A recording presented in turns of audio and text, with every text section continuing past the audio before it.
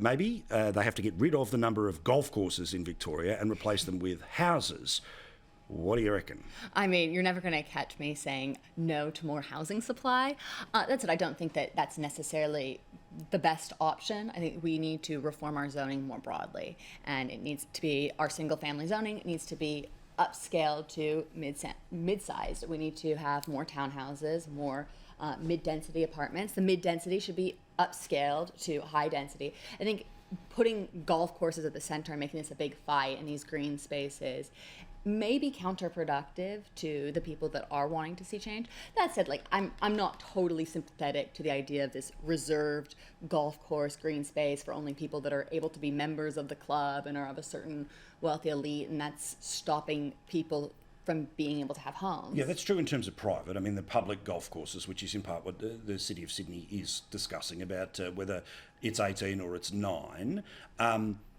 You know, again, I get the golfers, and I know the people are going to be angry at the mere suggestion of this stuff, but I'm intrigued about where the line is between, you know what, every other sport has a space. Funnily enough, golf needs quite a lot of space for its sport, and yes, there's private clubs, but there has to be public access, otherwise it is just, you know, sort of polo in the city, and I don't think any of us want that for our countries, but what do you reckon? Look, there's nothing that gets people more hot under the collar than a debate about a golf course, and I should know this as a councillor. But yeah, of course, in the City of Sydney, we've worked with the New South Wales State Government basically to have some catch-up on green space. So the Moore Park Golf Course will be halved from 18 to 9 holes. That's a state government lease decision, and that will open up more open green space for the surrounding suburbs in places like Green Square, which are the densest part of Australia. And not just by a little bit. We're talking, you know, hundreds and hundreds and hundreds of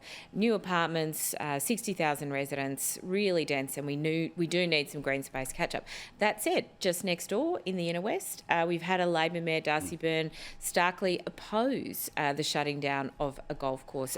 I mean, look, you'd expect me to say this, Paul Murray, but it's why local governments love when you use my full name. That's only when I'm in trouble. It's why local government are good decision makers. It's why because I'm going to say kudos to because it's important that local factors come into play here, Yeah. and I don't think there's sort of one international answer about shutting down the golf courses to solve housing affordability. Yeah. Different things apply in different All places. right, I need winners and losers. Let's go bumper stickers. Who's your winner loser this week? Winner's probably actually Gina Reinhardt. She's done very well in this budget. The Made in Australia, I think, is really a terrible idea. That is isolationist. It is encouraging more mining.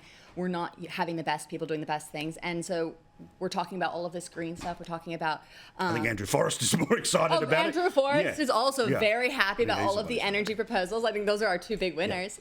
The loser is going to be Jim Chalmers. I think this is a budget that is not good for young people. Ultimately, it's going to increase the deficit in the long run, and that's going to hurt young people with the high debt. Good stuff. Lovely chat. Look, winner is Jim Chalmers. I think he obviously delivered a brilliant budget, but losers, and we are a bit disappointed about this, are local governments. We were looking for more funding in the federal budget, and we were disappointed to see the government not deliver on their promise of fair increases for local government. Good stuff. Thank you, guys. Do appreciate it. Have a wonderful weekend.